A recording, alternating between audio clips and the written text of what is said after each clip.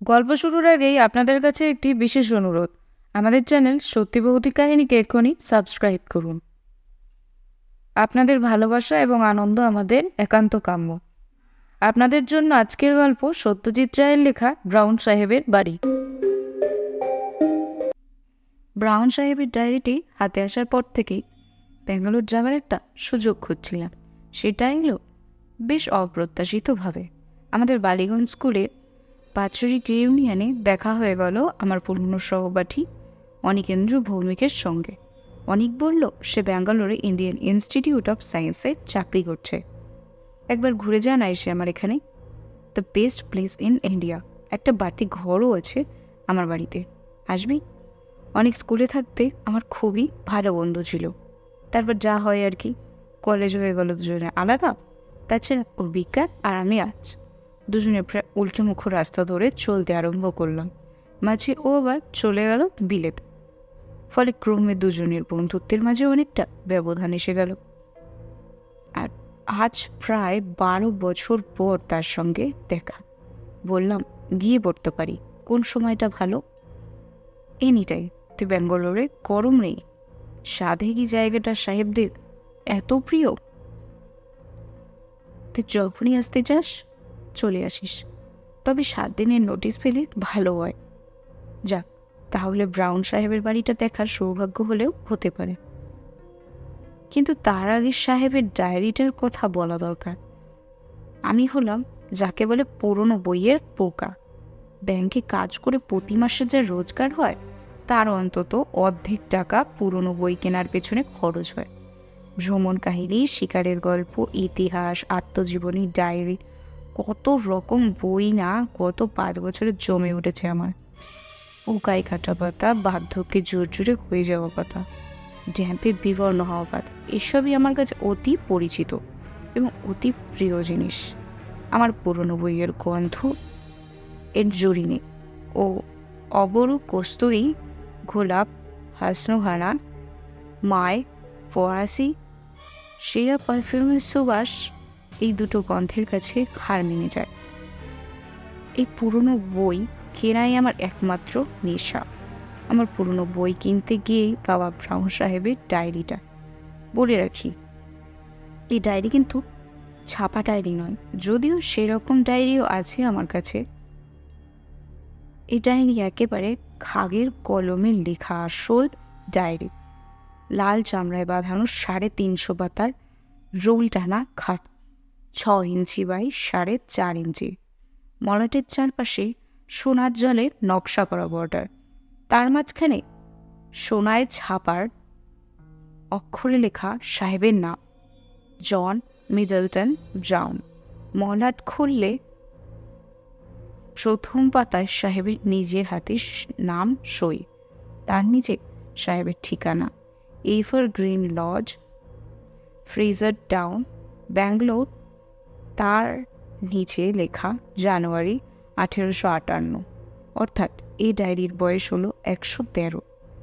এই ব্রাউন সাহেবের নাম লেখা অন্য আরও খান কত বইয়ের সঙ্গে ছিল এই লাল চামড়ায় বাঁধানো খাতাটা। নাম করা বইয়ের তুলনায় খুবই দাম কম। মকবুল চাইল করি। আমি বললাম 10। শেষটায় 12 টাকায় বইয়ে আমার সম্পত্তি হয়ে গেল। ব্রাউন যদি নাম করা বই কেউ হতেন, তাহলে এই বইয়ের দাম 1000 টাকা হতে পারত। ডায়েরিটা এতেই তখনকার দিনের ভারতবর্ষে সাহেবদের দৈনন্দিন জীবনের বাইরে আর কিছুই জানতে পাবো এমন আশা করি। সত্যি বলতে কি, প্রথম শখানেক পাতা পড়ে তার বেশি কিছু পাইনি। ব্রাউন সাহেবের পেশা ছিল স্কুল মাস্টারি। ব্যাঙ্গালোরের কোনো একটা ছোট স্কুলে শিক্ষকতা করতেন। সাহেব নিজের কথাই বলেছেন, মাঝে মাঝে ব্যাঙ্গালোর শহরের বর্ণনা করেছেন। এক জায়গায় তখনকার বড়দের গিন্নি লেডি ক্যানিংয়ের ব্যাঙ্গালোর আসার ঘটনা বলেছেন। ব্যাঙ্গালোরের ফল ফুল গাছপালা এবং তার নিজের বাগানের কথা বলেছেন। এক এক জায়গায় আবার ইংল্যান্ডের সাসেক্স অঞ্চলে তার পৈতৃক বাড়ি এবং তার পেছনে ফেলে আসা আত্মীয় স্বজনের কথা বলেছেন। তার স্ত্রী এলিজাবেথের উল্লেখও আছে, তবে স্ত্রীটি কয়েক বছর আগে মারা গিয়েছেন। সবচেয়ে ইন্টারেস্টিং ব্যাপার হচ্ছে সাইমন নামে কোনো এক ব্যক্তির বারংবার উল্লেখ। এই সাইমন যে কে ছিলেন, তার ছেলে, তার ভাই, তার ভাগ্নে না বন্ধু, কি যে সেটা বোঝার কোনো উপায় ডায়েরিতে নেই। তবে সাইমনের প্রতি ব্রাউন সাহেবের যে একটা গভীর টান ছিল সেটা বুঝতে কোনো অসুবিধা হয় না। সাইমনের বুদ্ধি, সাইমনের সাহস, সাইমনের রাগ, অভিমান, দুষ্টুমি, খামখেয়ালিপনা ইত্যাদির কথা বারবার আছে ডায়েরিতে। সাইমন অমুক চেয়ারটায় বসতে ভালোবাসে, আজ সাইমনের শরীরটা ভালো নেই, সাইমনকে আজ সারাদিন দেখতে পাননি বলে মন খারাপ, এই ধরনের সব খুঁটিনাটি খবরও আছে। আর আছে সাইমনের মর্মান্তিক মৃত্যুর খবর। 22শে সেপ্টেম্বর সন্ধ্যা 7:30 নাগাদ বজ্রাঘাতে সাইমনের মৃত্যু হয়। পরের দিন ভোরবেলা ব্রাউন সাহেবের বাগানে একটা বাজের ঝলসে যাওয়া ইউক্যালিপটাস গাছের পাশে সাইমনের মৃতদেহ পাওয়া যায়। এরপর থেকে একটা মাস ডায়েরিতে প্রায় আর কিছুই লেখা হয়নি। যেটুকু হয়েছে তার মধ্যে শোক আর হতাশার কথা ছাড়া আর কিছুই নেই। ব্রাউন সাহেব দেশে ফিরে যাবার কথা ভাবছেন, কিন্তু সাইমনের আত্মা থেকে দূরে সরে যেতে তার মন চায়নি। সাহেবের স্বাস্থ্য যেন অল্প অল্প ভেঙে পড়েছে। আজও স্কুলে গেলাম না কথাটা 5 জায়গায় বলা হয়েছে। লুকাস বলে একজন ডাক্তারের উল্লেখও আছে, তিনি ব্রাউন সাহেবকে পরীক্ষা করে ওষুধ বাতলে গেছেন। তারপর হঠাৎ 2 নভেম্বর ডায়েরিতে এক আশ্চর্য ঘটনার উল্লেখ, এবং এই ঘটনাই আমার কাছে ডায়েরির মূল্য 1000 গুণ বাড়িয়ে দিয়েছে। ব্রাউন সাহেব এই ঘটনাটা লিখেছেন রোজকার নীলের বদলে লাল কালিতে। তাতে বলেছেন, আমি বাংলায় অনুবাদ করছি। আজ এক অভাবনীয় আশ্চর্য ঘটনা। আমি বিকালে লালবাগে গিয়েছিলাম গাছপালার সান্নিধ্যে আমার মনটাকে একটু শান্ত করার জন্য।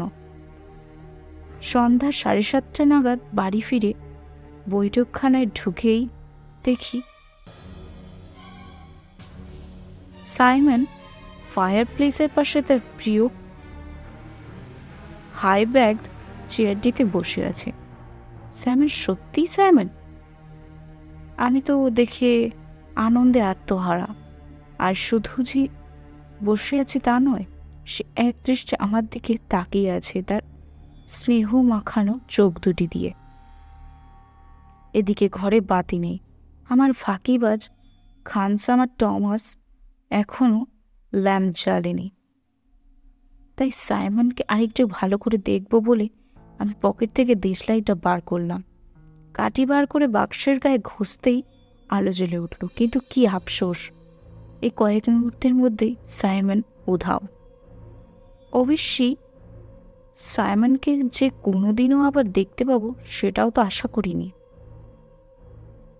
এইভাবে ভূত অবস্থাতেও যদি মাঝে মাঝে সে দেখা দিয়ে যায়, তাহলে আমার মন থেকে সব দুঃখ দূর হয়ে যাবে। সত্যি আজ প্রিয় চেয়ারটিকেও সে ভোলেনি।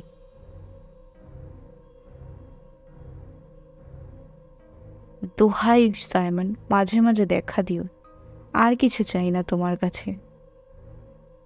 এইটুকু পেলেই আমি বাকি জীবনটা শান্তিতে কাটাতে পারবো। এরপরে ডায়েরি আর বেশি দিন চলেনি। যেটুকু আছে তার মধ্যে কোনো দুঃখের ছাপ নেই, কারণ সাইমনের সঙ্গে ব্রাউন সাহেবের প্রতিদিনই একবার করে দেখা হয়েছে। সাইমনের ভূত সাহেবকে হতাশ করেনি। ডায়েরির শেষ পাতায় লেখা আছে যে আমাকে ভালোবাসে, তার মৃত্যুর পরেও যে তার সেই ভালোবাসাটা অটুট থাকে, এই জ্ঞান লাভ করে আমি পরম শান্তি পেয়েছি। ব্যাস, এই শেষ। কিন্তু এখন কথা হচ্ছে, ব্রাউন সাহেবের এই বাড়ি ব্যাঙ্গালোরে ফ্রেজার টাউনের এভারগ্রিন লজ এখনও আছে কি? আর সেখানে এখনো সন্ধ্যাকালে সাইমন সাহেবের ভূতের আগমন হয় কি? আর সে ভূত কি অচেনা লোককে দেখা দেয়? আমি যদি সে বাড়িতে গিয়ে একটা সন্ধ্যা কাটাই, তাহলে সাইমনের ভূতকে দেখতে পাবো কি? ব্যাঙ্গালোরে এসে প্রথম দিন অনেকে সব কিছুই বলিনি। সে আমাকে তার অ্যাম্বাসেডর গাড়িতে করে সমস্ত ব্যাঙ্গালোর শহর ঘুরিয়ে দেখিয়েছে। এমনকি ফ্রেজার টাউনও ব্যাঙ্গালোর সত্যি সুন্দর জায়গা। তাই শহরটা সম্বন্ধে উচ্ছ্বাস প্রকাশ করতে আমার কোনো মিথ্যার আশ্রয় নিতে হয়নি। শুধু সুন্দর নয়, কলকাতার পর এমন একটা শান্ত কোলাহলপূর্ণ শহরকে প্রায় একটা অবাস্তব স্বপ্নরাজ্যের মতো মনে হয়। দ্বিতীয় দিন ছিল রবিবার। সকালে অনেকের বাগানে রঙিন ছাতার তলায় বসে চা খেতে খেতে প্রথম ব্রাউন সাহেবের প্রসঙ্গটা তুললাম। ও শুনে টুনে হাত থেকে চায়ের পেয়ালা নামিয়ে বেতের টেবিলের উপর রেখে বলল, দেখ রঞ্জন, যে বাড়ির কথা বলছিস সে বাড়ি হয়তো থাকলেও থাকতে পারে 100 বছর, আর এমন কি বেশি। তবে সেখানে গিয়ে যদি ভূতটুত দেখার লোভ থেকে থাকে তোর, তাহলে আমি ওর মধ্যে নেই। কিছু মনে করিস নি ভাই, আমি চিরকাল একটু অতিরিক্ত সেন্সিটিভ।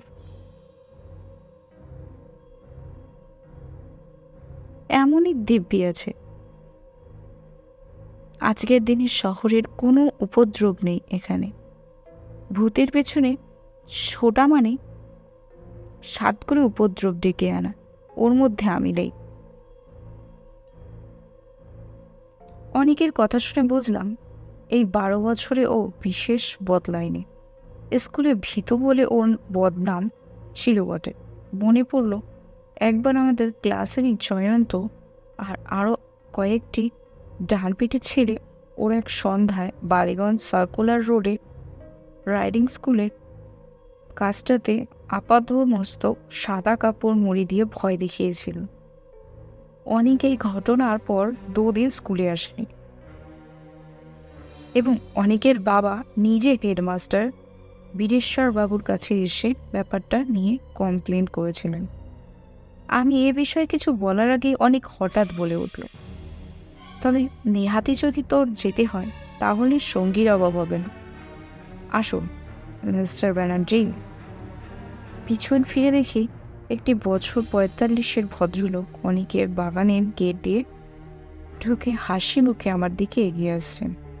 বেশ বলিষ্ঠ চেহারা, প্রায় 6 ফুট হাইট, পরনে ছাই রঙের হ্যান্ডলুমের প্যান্টের ওপর গাঢ় নীল টেরিলিনে বুশ শার্টে, গলায় সাদা কালো বাটিকের ছোপ মারা সিল্কের মাফলার। অনেক পরিচয় করিয়ে দিল আমার বন্ধু রঞ্জন সেনগুপ্ত, মাস্টার ঋষিকেশ ব্যানার্জি। ভদ্রলোক শুনলাম ব্যাঙ্গালোরে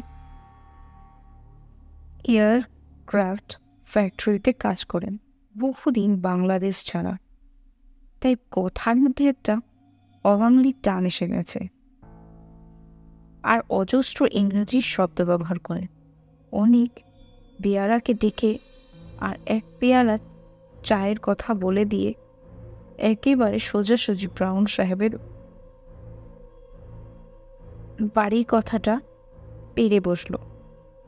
কথাটা শুনে ভদ্রলোক এমন অট্টহাস্য করে উঠলেন যে কিছুক্ষণ থেকে যে কাঠবিড়ালিটাকে দেখলাম আমাদের টেবিলের আশেপাশে নির্ভয়ে ঘোরাফেরা করছে, সেটা লেজ উঁচিয়ে একটা দেবদারু গাছের গরিবে স্টান একেবারে মগডলে পৌঁছে গেল। Ghost ghost you seriously believed in ghost? আজকের দিনে, আজকের যুগে? আমি আমতা আমতা করে বললাম, একটা কৌতূহল থাকলে ক্ষতি কি? এমনও তো হতে পারে যে ভূতেরও একটা বৈজ্ঞানিক ব্যাখ্যা আছে, যেটা 10টা বছরের মধ্যে জানা যাবে। ব্যানার্জির হাসি তবুও থামে। লক্ষ্য করলাম ভদ্রলোকের দাঁতগুলো ভারী ঝকঝকে ও মজবুত। অনেক বলল, যাই হোক mister Banerjee, ghost or no ghost, এমন বাড়ি যদি একটা থেকেই থাকে, আর রঞ্জনের যদি একটা উদ্ভট খেয়াল হয়েই থাকে, একটা সন্ধ্যাবেলা ওকে নিয়ে খানিকটা সময়ের জন্য ও বাড়িতে কাটিয়ে আসতে পারেন কিনা সেইটা বলুন। ও কলকাতা থেকে এসেছে, আমার গেস্ট, ওকে তো আর আমি একা যেতে দিতে পারি না সেখানে। আর সত্যি বলতে কি, আর নিজে মানুষটা একটু অতিরিক্ত, যাকে বলে সাবধানী। আমি যদি নিয়ে যাই তাহলেও বোধ হয় সুবিধের চেয়ে অসুবিধেই বেশি হবে। মিস্টার ব্যানার্জি তার শার্টের পকেট থেকে একটা বাঁকা পাইপ বার করে তার মধ্যে তামাক গজতে গজতে বললেন, আমার আপত্তি নেই, তবে আমি যেতে পারি কেবল একটা কন্ডিশনে। আমি সঙ্গে শুধু একজনকে নেব না, দুজনকেই নেব। কথাটা শেষ করে ব্যানার্জি আবার হাসলেন, আর তার ফলে এবার আশেপাশের গাছ থেকে 4-5 রকমের পাখির চিৎকার এবং ডানা ঝাপটানোর আওয়াজ শোনা গেল। অনেকের মুখ কিঞ্চিত ফ্যাকাশে দেখালে সে আপত্তি করতে পারল না। কি নাম বললেন বাড়িটার? ব্যানার্জি জিজ্ঞেস করলেন। Evergreen Lodge, Fraser Town. তাই তো বলছে ডায়েরিতে। হ্যাঁ, ভদ্রলোক পাইপে টান দিলেন। ফ্রেজার টাউনে সাহেবের কিছু পুরনো বাড়ি আছে বটে, কটেজ টাইপের। এনিওয়ে, যেতেই যদি হয় তো দেরি করে লাভ কি? হোয়াইট অ্যাবাউট আজ বিকেল এই ধরনের 4টে নাগাদ। ইঞ্জিনিয়ার হলে কি হবে, মেজাজটা একেবারে পুরোদস্ত মিলিটারি এবং সাহেব। ঘড়ি ধরে 4টের সময় ঋষিকেশ ব্যানার্জি তার মরিস মাইনার গাড়িটি নিয়ে হাজির। গাড়িতে যখন উঠেছি তখন ভদ্রলোককে জিজ্ঞেস করলেন, সঙ্গে কে কি নিলে? অনেক ফেরিস্তি দিল। একটা পার্সেলে ডজ, 6টা মোমবাতি, ফার্স্ট এড বক্স, একটা বড় ফ্লাক্স ভর্তি গরম কফি, এক বাক্স হ্যাম স্যান্ডউইচ, এক পকেট তাস, মাটিতে পাতবার চাদর, মশা তাড়ানোর জন্য একটি ওরমাস, আর অস্ত্রশস্ত্র। ব্যানার্জি জিজ্ঞেস করলেন, ভূতকে কি অস্ত্র দিয়ে কিছু করা যায়? কি রে রঞ্জন, তো সাইমনের ভূত কি সলিড নাকি? যাই হোক, মিস্টার ব্যানার্জি গাড়ির দরজা বন্ধ করে বললেন, আমার কাছে একটা ছোটোখাটো আগ্নেয়াস্ত্র আছে, সুতরাং সলিড লিকুইড দিয়ে চিন্তা করার কোনো প্রয়োজন নেই। গাড়ি ছাড়ার পর ব্যানার্জি বললেন, এভারগ্রিন লজের ব্যাপারটা একেবারে কাল্পনিক না। আমি একটু অবাক হয়েই বললাম, আপনি কি এর মধ্যে খোঁজ নিয়েছেন নাকি? ব্যানার্জি রীতিমতো কসরতের সঙ্গে 2টো সাইকেল চালককে পরপর পাশ কেটিয়ে বললেন, I am a very mathematical man, mister Sengupta. যেখানে যাচ্ছি সে জায়গা টাইটল আছে কিনা সেটার সম্বন্ধে আগে থেকে খোঁজ নিয়ে রাখা উচিত নয় কি? ওদিকটায় শ্রীনিবাস দেশমুখ থাকে, আমরা একসঙ্গে গল্ফ খেলি, অনেক দিনের এলো। সকালে এখান থেকে ওর বাড়িতেই গেছিলাম। বললো এভারগ্রিন লজ বলে একটা একতলা কটেজ নাকি রয়েছে, প্রায় 50 বছর ধরে খালি পড়ে আছে। বাড়ির বাইরে বাগানে বছর 10 আগে পর্যন্ত লোকে পিকনিক করতে যেত। খুব নিরিবিলি জায়গায় বাড়িটা, এখন আর কেউ যায় না। আগেও নাকি একজনে বেশি দিন কেউ ও বাড়িতে থাকেনি, তবে ওয়ান্টেড হাউস বলে কেউ কোনো দিন অপবাদও দেয়নি বাড়িটা। বাড়ির ফার্নিচার সব বহুদিন আগে নিলাম হয়ে গেছে। আর কিছু নাকি কর্নেল মার্সারের বাড়িতে আছে, রিটায়ার্ড আর্মি অফিসার।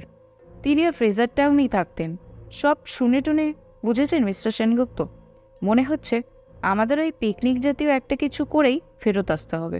অনিকেন্দ্র, তুমি তাসটা নিয়ে ভালোই করেছো।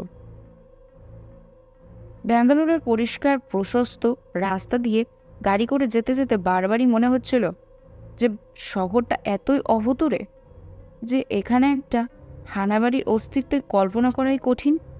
কিন্তু তারপরেই আবার মনে পড়ে যাচ্ছিল ব্রাউন সাহেবের ডায়েরির কথা। লোকে নেহাত পাগল না হলে ডায়েরিতে আজগুবি কথা বানিয়ে লিখবে কেন? সাইমনের ভূত ব্রাউন নিজে দেখেছেন, একবার নয় অনেকবার। সে ভূত কি আমাদের জন্য একবার দেখা দেবে না? বিলেতে আমি যাইনি, কিন্তু বিলেতের কটেজের ছবি বইয়ের পাতায় ঢের দেখেছি। এভারগ্রিন লজের সামনে দাঁড়িয়ে মনে হলো সত্যিই যেন ইংল্যান্ডের কোনো গ্রামাঞ্চলের একটা পুরনো পরিত্যক্ত বাড়ির সামনে এসে পড়েছি। কটেজের সামনেই ছিল বাগান, সেখানে ফুলের কিয়ারির বদলে এখন শুধু ঘাস আর আগাছা। একটা ছোট কাঠের গেট দিয়ে বাগানে ঢুকতে হয়। সে গেটের গায়ে একটা ফলকে খোদাই করে এখনো লেখা রয়েছে বাড়ির নামটা। তবে হয়তো কোনো চড়ুইভাতির দলের কেউ রসিকতা করে এভারগ্রিন কথাটার আগে এন জুড়ে দিয়ে সেটাকে নেভারগ্রিন করে দিয়েছে। আমরা গেট দিয়ে ঢুকে বাড়ির দিকে এগোলাম। চারদিকে অজস্র গাছপালা, ইউক্যালিপটাসও গোটা 3 রয়েছে দেখলাম। আর যা গাছ আছে তার অনেকগুলোরই নাম আমার জানা নেই, চোখেও দেখিনি এর আগে কোনোদিন। ব্যাঙ্গালোরের জলমাটির নাকি এমনই গুণ যে সেখানে যে কোনো দেশের যে কোনো গাছই বেঁচে থাকে। কটেজের সামনে একটা টালির ছাউনি দেওয়া পোর্টিকো, তার বাঁকা থামগুলো বেয়ে লতা উঠেছে উপর দিকে। ছাউনির অনেক টালিই নেই, ফলে ফাঁক দিয়ে আকাশ দেখা যায়। সামনের দরজার একটা পাল্লা ভেঙে কাঠ হয়ে আছে। বাড়ির সামনের দিকের দরজা জানলার কাচ অধিকাংশই ভাঙা। দেওয়ালের ওপর শ্যাওলা ধরে এমন অবস্থা হয়েছে যে বাড়িটার আসল রং যে কী ছিল তা এখন আর বোঝার উপায় নেই। দরজা দিয়ে বাড়ির ভেতরে ঢুকলাম আমরা। ঢুকেই একটা প্যাসেজ, পিছন দিকে একটা ভাঙা দরজার ভেতর দিয়ে একটা ঘর দেখা যাচ্ছে। আমাদের ডাইনে এবং বাঁয়ে ঘর। ডাইনের বেশি বড় বলে মনে হলো। আন্দাজে বুঝলাম এটাই হয়তো বৈঠকখানা ছিল। মেঝেতে বিলেতি কায়দায় কাঠের তক্তা বসানো, তার কোনোটাই আজ আর আস্ত নেই। সাবধানে পা ফেলতে হয় এবং প্রতি পদক্ষেপে খুটখাট খচখচ শব্দ হয়। আমরা ঘরটাতে ঢুকলাম। বেশ বড় ঘর, ফার্নিচার না থাকাতে আরও খা খা করছে। পশ্চিমার উত্তর দিকে জানলার সারি, একদিকে জানলা দিয়ে গেট সমেত বাগান, আর অন্যদিকে গাছের সারি দেখা যাচ্ছে। এরই একটা দিকে বাজ পড়েছিল। সাইমন দাঁড়িয়েছিল সেই গাছের নিচে, তৎক্ষণাৎ মৃত্যু। ভাবতে গাটা কেমন ছমছম করে উঠল। এবারে দক্ষিণ দিকের জানলাবিহীন দেওয়ালের দিকে চাইলাম। বা কোণে ফায়ার প্লেস। এই ফায়ার প্লেসের পাশেই ছিল সাইমনের প্রিয় চেয়ারখানা। ঘরের সিলিংয়ের দিকে চাইতে চোখ পড়ল ঝুল আর মাকড়সার জাল। এককালের সুদৃশ্য এভারগ্রিন লজের অবস্থা এখন খুবই শোচনীয়। মিস্টার ব্যানার্জি প্রথম দিকে লালা করে পীড়িত সুর ভাসছিলেন। এখন নতুন করে পাইপ ধরিয়ে বললেন, কি খেলা আছে আপনাদের? ব্রিজ না পোকার না রামি? অনেক হাতের জিনিসপত্র মেঝেতে সাজিয়ে চাদরটা বিছিয়ে মাটিতে বসতে যাচ্ছিল, এমন সময় একটা শব্দ কানে এলো। অন্য কোনো ঘরে কেউ জুতো পায়ে হাঁটছে। অনেকের দিকে তাকিয়ে দেখলাম সে ফ্যাকাশে হয়ে গেছে। পায়ের শব্দটা থেমে গেল। মিস্টার ব্যানার্জি হঠাৎ মুখ থেকে পাইপটা নামিয়ে নিয়ে বাজখাই গলায় চেঁচিয়ে উঠলেন, ইজ এনিবডি দেয়ার? সঙ্গে সঙ্গে আমরা 3 জনে প্যাসেজের দিকে এগোলাম। অনেক আলতো করে আমার কোটের আস্তিনটা ধরে নিয়েছে। এবার জুতোর শব্দটা আবার শুরু হলো। আমরা বাইরে প্যাসেজে গিয়ে পড়তেই ডান দিকের ঘরটা থেকে একটা ভদ্রলোক বেরিয়ে এসে আমাদের সামনে আমাদের দেখে দাঁড়িয়ে পড়ল। লোকটি ভারতীয়, মুখ ভর্তি খোঁচা খোঁচা দাড়িগোঁফ, সত্য ইনি যে ভদ্র এবং শিক্ষিত তাতে কোনো সন্দেহ নেই। ভদ্রলোক বললেন, হ্যালো। আমরা কি বলবো ঠিক বুঝতে পারছি না।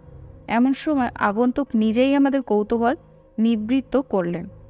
আমার নাম Venkatesh, I am a painter. আপনারা কি এই বাড়ির মালিক না খদ্দের?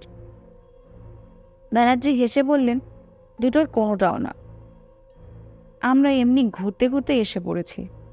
I C.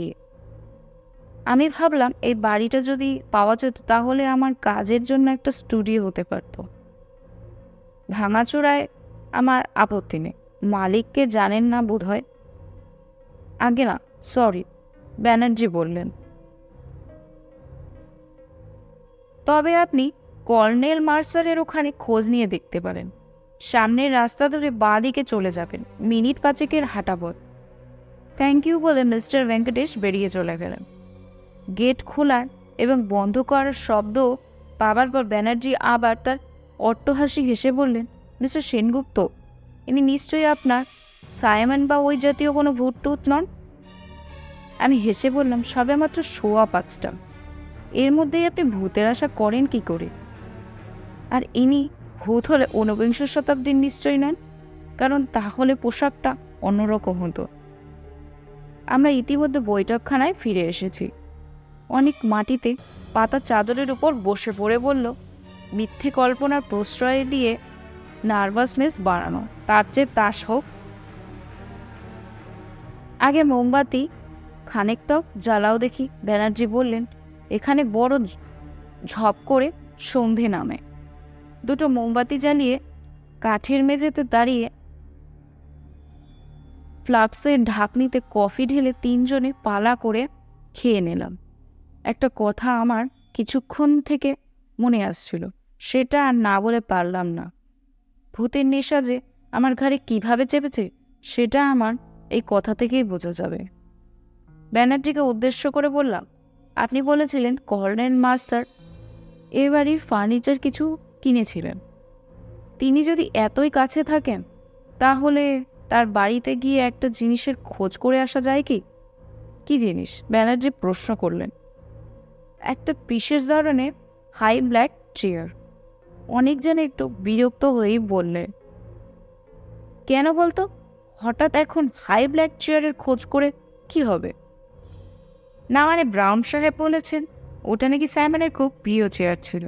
সে ভূত হয়ে ওটাতে এসে বসতো। ওটা থাকতো ওই ফায়ার প্লেসটার পাশে। হয়তো ওটা ওখানে এনে রাখতে পারলে। অনেক বাধা দিয়ে বলল, তুই ব্যানার্জি সাহেবের ওই মরিস গাড়িতে করে হাই ব্ল্যাক চেয়ার নিয়ে আসবি, নাকি আমরা 3 জনে কাঁধে করে আনবো ওটা? তোর কি মাথা খারাপ হয়েছে?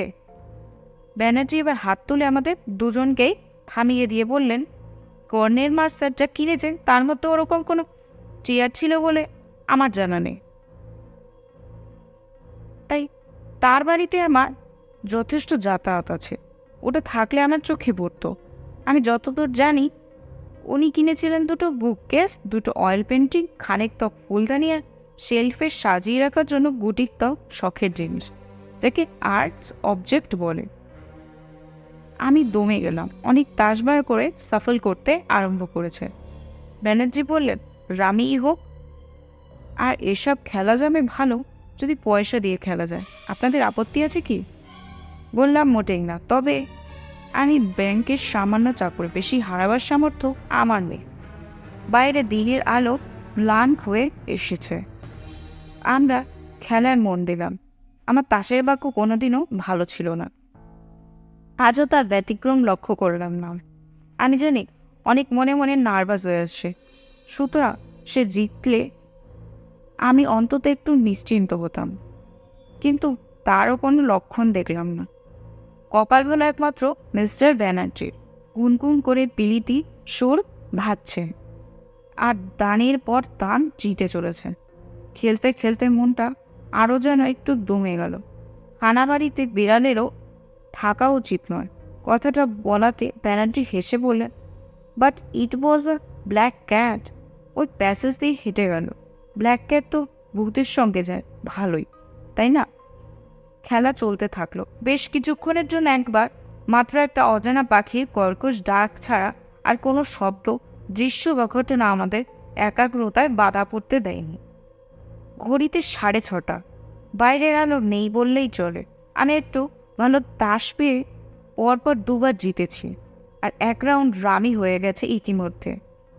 এমন সময় হঠাৎ একটা অস্বাভাবিক শব্দ কানে এলো। কি যেন বাইরের দরজায় টোকা মারছে। আমাদের 3 জনেরই হাত তাস শুদ্ধ নিচে নেমে এলো।